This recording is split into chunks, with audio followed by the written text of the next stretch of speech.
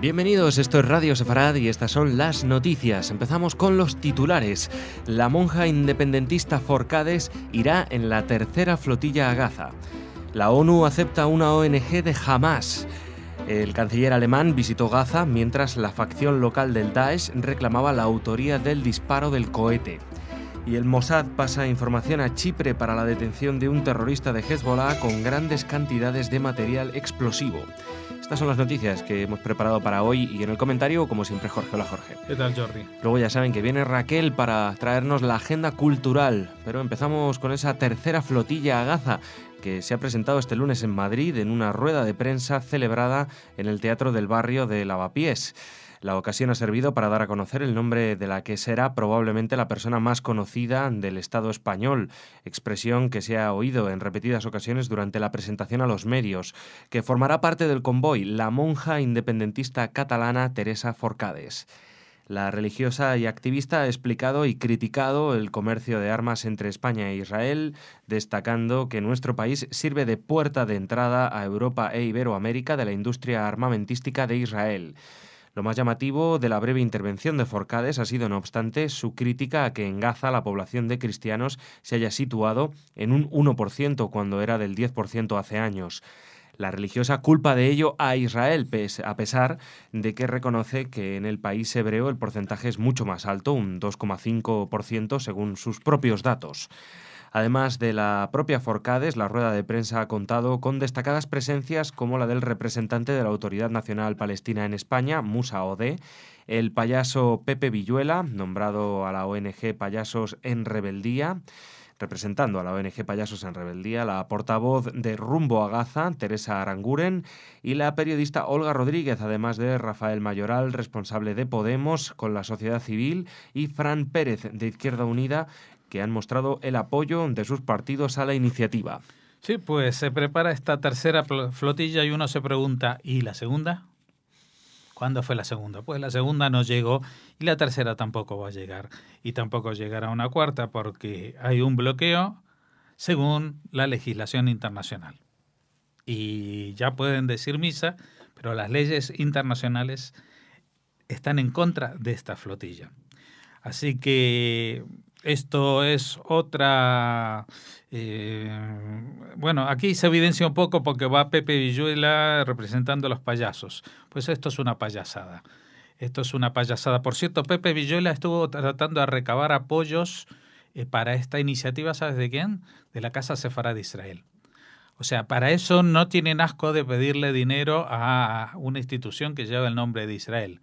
Para pedir dinero, para hacer algo y que esto que el otro, y luego está en la flotilla de Gaza. Bueno, esta flotilla de Gaza, que es un despropósito, está liderada o representada, va a tener mucha exposición mediática por esta monja, a la que el obispado y el Vaticano les han llamado la atención a esta y a otra monja, de que no pueden actuar en política presentándose como religiosas. Si se presentan como ciudadanas, pero estando de hábito y presentándose como religiosas, pareciera como que es una parte de la Iglesia la que apoya esta actitud. Por ejemplo, que la Iglesia vaya en una flotilla ilegal hacia Gaza sería un poco raro. Más cuando, incluso con los datos que expuso la propia Forcades, en Gaza siempre se habla paren el genocidio en Gaza. En Gaza el único genocidio que ha habido de momento es el de los árabes cristianos. Y de eso nadie dice nada, ni siquiera la Forcada dice, se han quedado en un 1%. ¿Y dónde está el otro 9%? ¿A dónde están? ¿Los tienen en Lavapiés? No están en Lavapiés. No están en ninguna parte, están enterrados. Están enterrados. El que está enterrado y el que no ha desaparecido, hundido en el mar, porque los masacran. A cualquiera persona que no sea de su religión los masacran. Y a Teresa Forcades la recibirán en honores porque no se va a quedar, pero si se quedara también la masacrarían. Bueno, y aparte de estos grandes personajes y el embajador, representante de la Autoridad Nacional Palestina en España, que tiene una sede, es una embajada de un país que no existe, que tiene una sede mucho más importante y con las banderas de Palestina no ondean a la vista del público porque no tienen ningún problema. En cambio, la embajada de Israel tiene que estar resguardada y sin mostrar los signos externos por problemas de seguridad. ¿Por qué será? Y vemos que aparte de esta gente, pues tenemos nada menos que a representantes de Podemos y de Izquierda Unida. Con lo cual, pues si alguien todavía no tenía muy claro respecto a la postura de Podemos, la de Izquierda Unida, hasta ahora sí que había sido bastante clara respecto a este tema, pues blanco y en botella. Esto es lo que habla a las claras de la política, de lo que es la izquierda progresista en España o los sectores progresistas respecto a la situación de Israel. Pero es que hoy, fíjate tú que prácticamente Gaza y Hamás acaparan todas las noticias. Así es, Israel acusó a Naciones Unidas de haber reconocido a una ONG ligada al grupo terrorista Hamás. Se trata del Palestinian Return Center, con sede en el Reino Unido. A favor votaron 12 países, incluyendo Irán, Sudán y Venezuela, y tuvo 3 votos en contra de Israel, Uruguay y los Estados Unidos. Aunque el objetivo declarado de la organización es impulsar acuerdos que reconozcan los derechos de los palestinos, Israel los acusa de promover el terrorismo y ser la coordinadora de las operaciones de Hamás en Europa, siendo sus miembros destacados oficiales del grupo terrorista. Sí, esto ya es el no va más. O sea, que han admitido en Naciones Unidas a una ONG que es del grupo Hamás, no es que defienda al grupo Hamás. Sus fundadores son gente oficiales de Hamás. Esto lo sabe hasta el tato. Y por eso votan a favor quien vota a favor, como Irán, Sudán y Venezuela, y votan en contra solamente Israel, Estados Unidos, y nos alegra que también Uruguay, porque después, aparte de estos 15 votos, pues los demás no se han pronunciado ni a favor ni en contra, incluyendo a nuestro país. ¿Qué es lo que está pasando aquí? Pues aquí pasa algo muy raro y es lo que Ron Prosor, el embajador de Israel en Naciones Unidas, está diciendo, bueno, ya le hemos dado la puerta de entrada a Hamás en Naciones Unidas, a ver para cuándo van a venir los del Daesh, ¿no? Porque si estamos en esa línea, también los de Hezbollah y los del Daesh tienen que tener su sitio en el Consejo de Seguridad de Naciones Unidas. Es lo más lógico. Por supuesto, nadie se rió de la ironía y miraron para otro lado.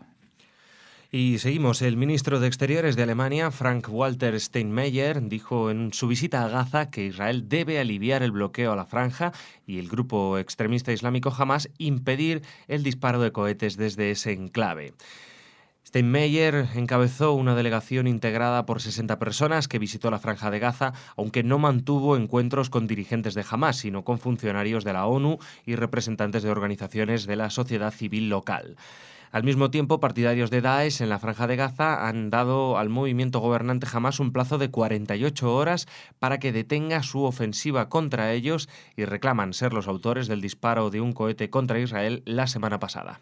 Bueno, ayer hablamos de Steinmeier, el canciller alemán que estaba de visita en Israel y que intentaba renovar las conversaciones de paz, cómo se reunió con el presidente israelí Rivlin, y Rivlin le dijo, bueno, es que para conversar necesitamos dos lados.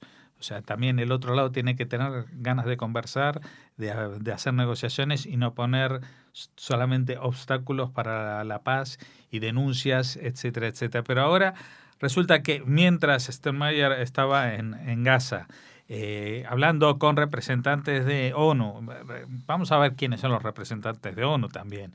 Son los representantes de la UNRWA, un organismo al que ya hemos mencionado muchas veces, en el organismo de Naciones Unidas, eternizado para financiar una situación para que prácticamente impedir que los palestinos tengan un país propio, porque se les acabaría el chollo a los funcionarios y todos esos donativos pues tendrían que convertirse en activos de un país y no en activos de una sociedad parasitaria que no trabaja, que no produce y que no hace nada. Eso con los de UNRWA. A los otros de Naciones Unidas que estarían por ahí seguramente tendrían algo que ver con la resolución anterior. O sea, sería gente que son ONGs como este Palestinian Return Center, que están allí formadas por los propios dirigentes de Hamas. Pero no solamente eso, sino que esto que parecía una bravuconada del Daesh, que dijeron que ellos lanzaron el cohete y que obligaban o exigían que en 48 horas cese la ofensiva contra ellos, pues la ofensiva contra ellos no ha cesado. Jamás, de lo poco que se sabe que sucede dentro de la Franja de Gaza, porque los que tienen que informar de ello, especialmente alguna periodista español que vive allí, solamente informa cuando hay algún problema con Israel y no cuando lo que sus ojos ven, cómo se masacra a gente. Pues parece que han matado a una mujer que estaba vinculada con Daesh. Llegaron a su casa, se la cargaron. Es un juicio, un estilo de judicial un poco rápido. No sabemos si tiene que ver con esto, pero todo parece que tiene que ver. Y así han actuado Hamas con celeridad, porque le están viendo las orejas al lobo. Están viendo que van a perder el liderazgo en la Franja de Gaza mucho antes de poder reconstruir los túneles, atacar a Israel otra vez, y ya serían demasiadas y la gente está harta y quieren o la paz o que ya acaben con Israel. Y como lo de acabar con Israel parece que lo tienen bastante difícil, pues ponen sus objetivos, sus ojos o sus ideales en acabar con todo Occidente, que es la filosofía de Daesh. Según el periódico cubaití Al Yarida, el servicio de espionaje israelí Mossad pasó información a las autoridades de Chipre, lo que llevó al arresto del individuo libanés-canadiense el viernes pasado, después de que se encontraran 2 toneladas de nitrato de amonio en su sótano y fuese acusado de planear ataques terroristas contra sitios israelíes usando material explosivo. El hombre arrestado estará vinculado al grupo terrorista chií libanés Hezbollah y a su líder Hassan Nasrallah. Al parecer, la detención solo se puso en marcha tras la adquisición de grandes cantidades de nitrato de amonio. Bueno, esta vez hemos cambiado un poco, es verdad. Yo dije que iba todo sobre Hamas y estaba sobre Hezbollah. Hezbollah, que a través de un ciudadano de origen libanés, pero canadiense, establecido en Chipre, pues estaba tratando de crear una infraestructura para atentar contra intereses israelíes, pero atentados muy a lo bruto, porque el hombre se fue a comprar 2 toneladas de nitrato de amonio. Con eso se construyen bombas bastante potentes. Este compuesto se utiliza, es un fertilizante o un compuesto químico que mezclado con otras sustancias pues es altamente explosivo y aunque es de construcción artesanal, es como estos cohetes artesanales de Hamas.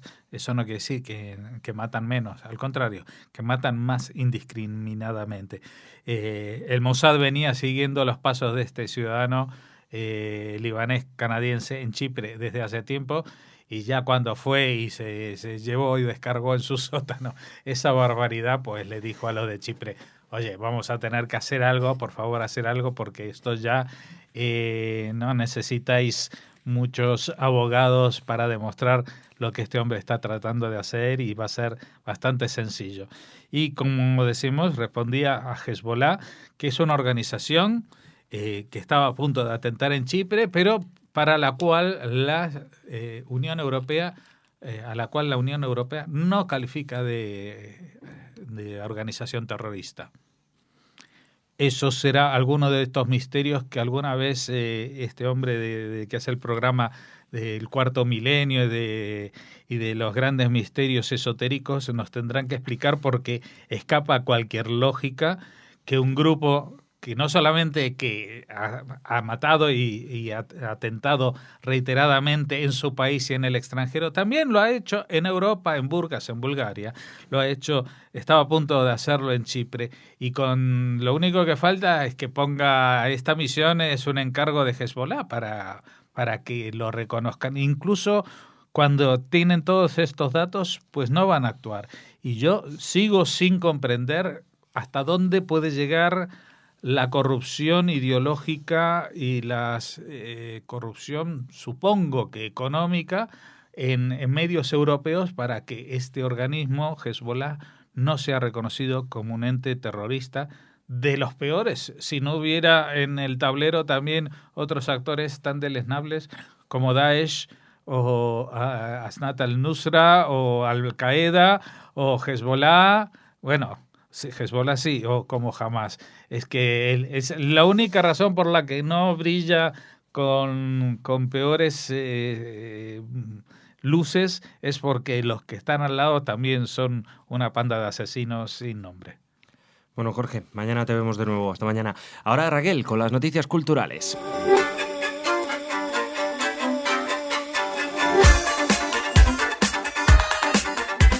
Bueno, Raquel, ya estás aquí. Hola, bienvenida. Jordi. Sí, con una buena noticia. Culturales. Bueno, bien, me alegro. Agridulce, sí. Porque nos habla es una noticia vinculada con la Shoah, pero al menos le rinde un homenaje a una de sus víctimas, una adolescente, que nosotros la conocemos muy bien aquí en Radio Sefarad y muchos de nuestros oyentes también, porque se trata de Dora Bruder, la protagonista de una de las novelas más importantes del vigente Premio Nobel de Literatura 2014, Patrick Modiano.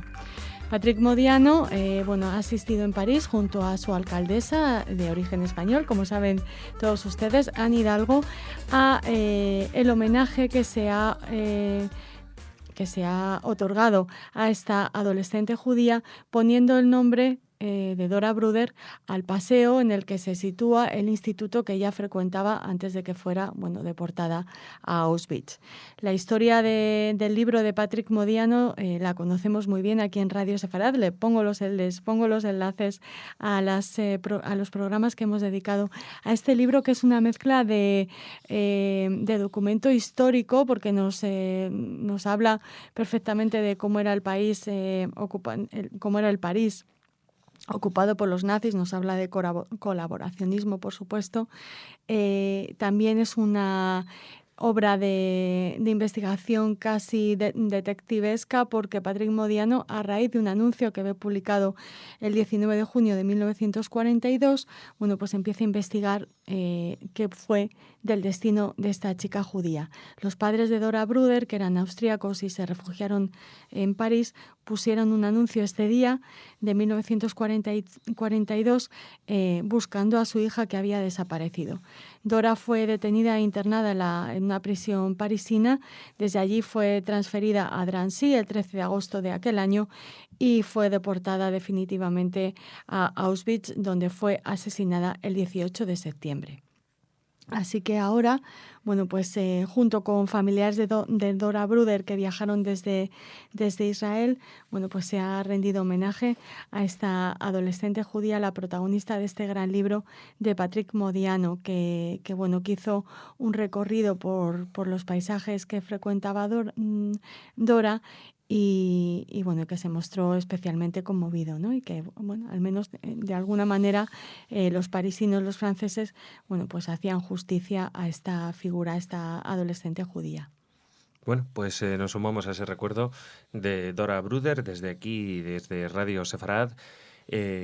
Como dice Raquel, pues un acto para recordarla, ¿no? Una calle que, tiene como objetivo recordar la figura de esta chica y lo que supuso su asesinato. Uh-huh.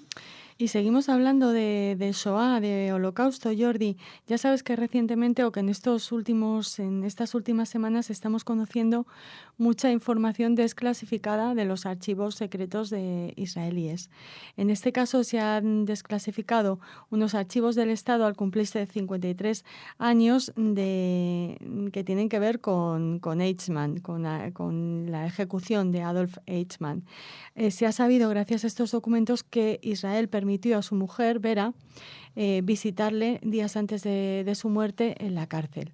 Fue una decisión bastante compleja de tomar, porque la mujer, 2 meses antes de la ejecución, Vera Eichmann, demandó a través de su abogado al entonces ministro de Justicia israelí, Dov Yosef, que le permitieran ver a su marido antes de que le fuera aplicada la pena de muerte. Yosef evaluó la cuestión con el gobierno y advirtió que Israel soportaría duras críticas internacionales si denegaba esa solicitud solicitud. La entonces ministra israelí de Exteriores, Golda Meir, argumentó que esto se puede hacer bajo una condición explícita: que venga, se le permitirá verle y saldrá del país. Esto no se prolongará más allá de 24 horas. Además, fue una visita que nunca fue confirmada, que se mantuvo en secreto y que solo ahora se sabe que realmente tuvo lugar. Los archivos nacionales que han sido desclasificados también nos permiten conocer un debate que surgió en el seno del gobierno israelí en torno a si era pertinente presentar una solicitud al presidente del Estado para indultar a Eichmann después de que fuera desestimado un recurso contra la pena capital por el tribunal que lo juzgó.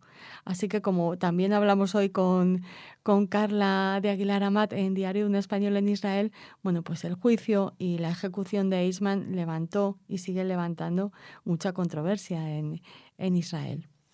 Pero al menos Israel tuvo, no sé, la caridad, la decencia de dejar a su mujer visitarle, cosa que los nazis, por supuesto, no tuvieron con ninguna de las víctimas de su locura, ¿no? Pues sí, la verdad es... archivos desclasificados, cuando pasan ciertos años, los gobiernos o los estados, más que los gobiernos, pues nos sacan a la luz estas informaciones. Así que nada, bueno, pues ahí está, un hecho histórico que queda constatado. ¿Y con qué seguimos, Raquel? Pues seguimos hablando de historia, de una novela histórica que ya les presentamos aquí en Radio Sefarad, El olivo que no ardió muy de moda, la en revista, Salónica. las novelas históricas. Sí, pero es la primera, El olivo que no ardió en Salónica. Es la primera incursión de este autor en la novela histórica y bueno, nos habla de la familia Carasso, de los de Isaac y de Daniel, que en casa le llamaban Danone, y de ahí el nombre de Danone, y ya saben de qué estábamos hablando.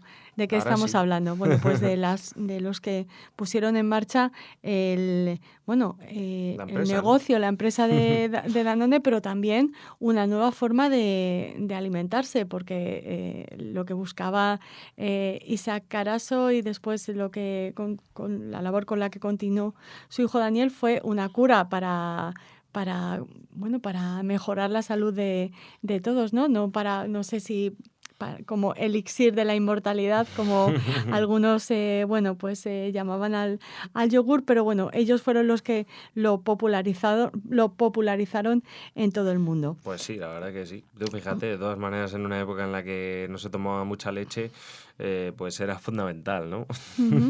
Lo pusieron de moda, sí, por así decirlo. Y bueno, llegan desde la Jerusalén sefardí, desde Salónica hasta el barrio del Raval, en Barcelona, donde logran fabricar un yogur de propiedades medicinales. Prosiguen su gesta en París y Madrid y más tarde, perseguidos por los nazis, en el exilio de Cuba y Nueva York, hasta levantar uno de los más grandes imperios empresariales de nuestro tiempo. Hablaremos con Manuel Mira para que nos cuente más acerca del olivo que no ardió en Salónica, pero lo traemos de nuevo porque este miércoles 3 tiene lugar la presentación en el Palacio de Cañete, ya saben, la sede madrileña del Centro Sefarad Israel. Allí estarán Riquelme y también el director Fernando Riquelme y también el director de este centro, Miguel de Lucas, acompañando a Manuel Mira para presentar El olivo que no ardió en Salónica, editado por La Esfera de los Libros.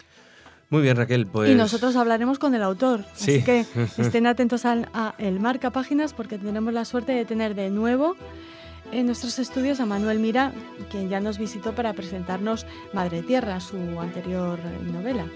Pues nada, Manuel, aquí te esperamos con los brazos abiertos para que nos hables de tu último libro. Gracias, Raquel. Hasta mañana. Hasta mañana.